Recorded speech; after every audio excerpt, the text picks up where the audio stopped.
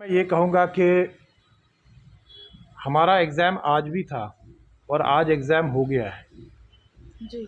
और हमारे एग्ज़ाम पूरे नवंबर के महीने में लगभग चलते रहे और 13 जनवरी को हमारा एग्ज़ाम जो है वो ख़त्म हुआ। जी।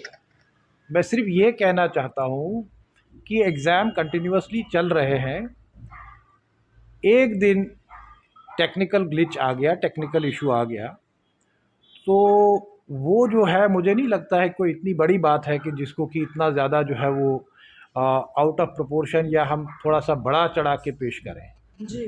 हमारे एग्ज़ाम तो कंटिन्यूअसली चल रहे हैं।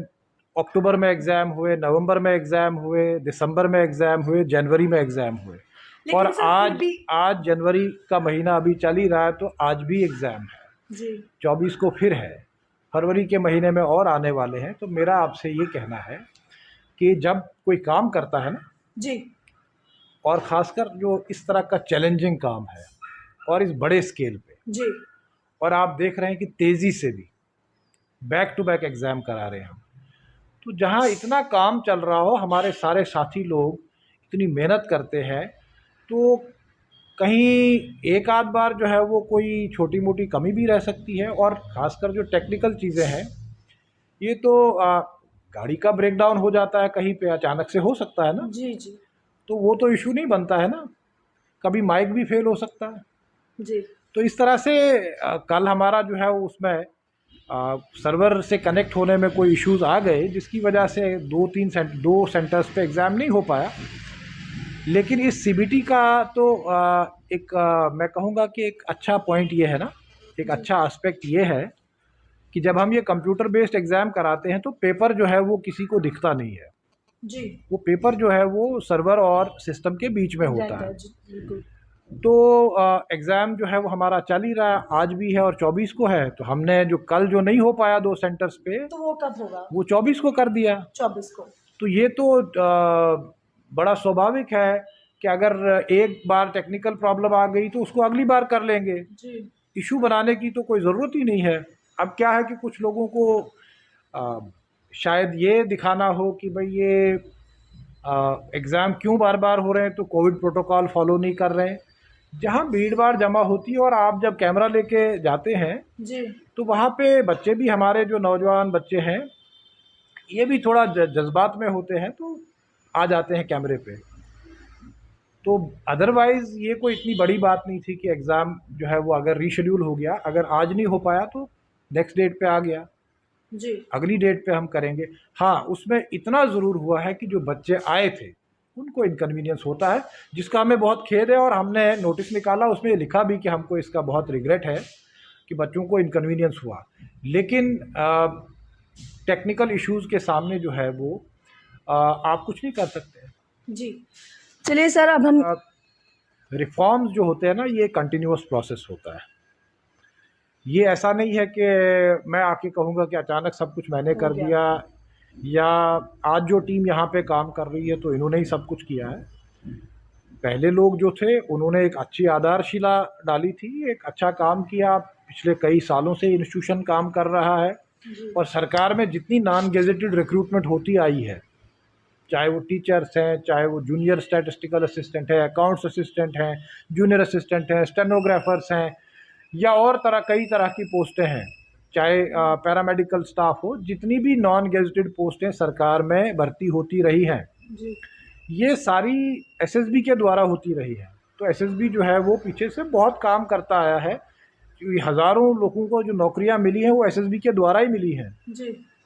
तो आज भी जो है हम उसी काम को आगे बढ़ा रहे हैं। अब ये है कि हमारी कोशिश ये है कि हम कैसे उसको और अच्छा करें, और उस सिलसिले में कई तो आप कदम। चाहते हैं कि कुछ और भी बदलाव होने चाहिए इसमें? नहीं, देखिए ना, बदलाव तो हम कर ही रहे हैं, क्यों नहीं कर रहे हैं। आप देखिए, एक तो पहली बात ये कि रिक्रूटमेंट प्रोसेस को टाइम बाउंड बनाना है, उसको जी। तेज़ी से कंप्लीट करना है। ये हमारी कोशिश रही और इसमें हमें बहुत कामयाबी भी मिली कि टाइम बाउंड तरीके से 6-8 महीने में रिक्रूटमेंट को कंप्लीट करो। हमने 1900 अकाउंट्स असिस्टेंट पंचायत लगाए तो 8 महीने, 9 महीने में। हालांकि जिस वक्त वो शुरू किया हमने प्रोसेस, तो उस वक्त यहाँ पे जो रीऑर्गेनाइजेशन के बाद, यूटी बनने के बाद, कॉन्स्टिट्यूशनल चेंजेस आने के बाद कई नियमों में बहुत से बदलाव भी आए थे।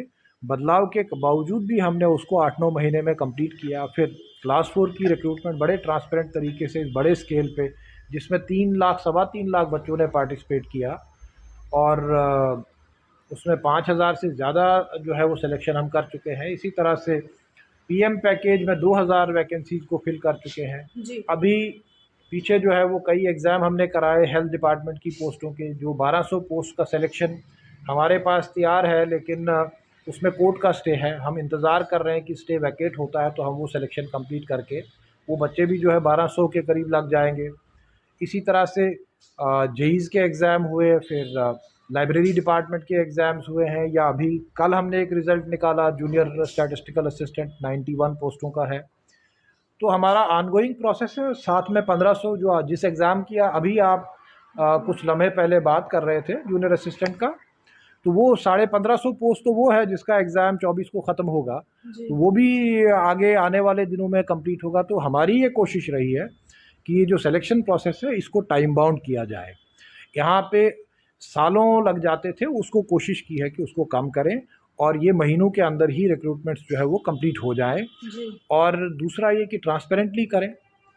आज हम जो है वो ज़्यादा से ज़्यादा जिसको ऑनलाइन एग्ज़ाम कहते हैं, सीबीटी एग्ज़ाम, तो ये कोशिश कर रहे हैं यही करें, क्योंकि इसमें किसी बच्चे को ये संदेह नहीं रहता है कि ये क्वेश्चन पेपर किसके पास था। हालांकि देखिए, जहाँ तक हमारी बात है, एसएसबी की बात है, हम वो जो क्वेश्चन पेपर जो आता था हार्ड कॉपी वाला, जिसको ऑफलाइन एग्ज़ाम कहते हैं, वो वाला हो या ऑनलाइन हो, हम तो दोनों एग्ज़ाम्स को अच्छे से कराएंगे। हमारे लिए, हमको अपनी जगह कोई संदेह नहीं है, हमको अपनी जगह कोई शक नहीं है, लेकिन बच्चों के डाउट्स को कम रखने के लिए, बच्चों को जो है वो संतुष्टि रहे, उनको हमारे समाज में जो है वो बच्चों को ये एक आश्वासन रहे कि ये ट्रांसपेरेंट तरीके से होगा। हम ऑनलाइन ज़्यादा से ज़्यादा कर रहे हैं। अब उसमें हम उसकी सीसीटीवी कैमरा के अंडर सर्वेलेंस होती है।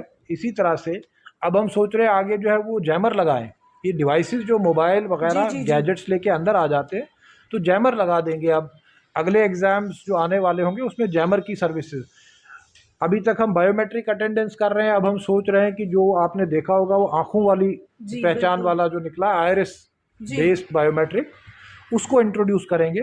तो हम कोशिश कर रहे हैं कि और ज़्यादा रिफॉर्म्स और ख़ासकर टेक्नोलॉजी का इस्तेमाल करें, ताकि ये हमारे जो एग्ज़ाम्स हैं ये और ज़्यादा ट्रांसपेरेंट हो जाए।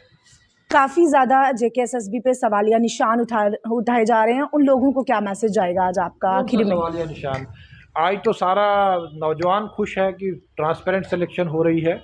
ये सवाल आपका जो है, मुझे कहने में ज़रा खेद है, सही नहीं है। कल एक एग्ज़ाम में टेक्निकल इशू आने से सवालिया निशान नहीं बनता है।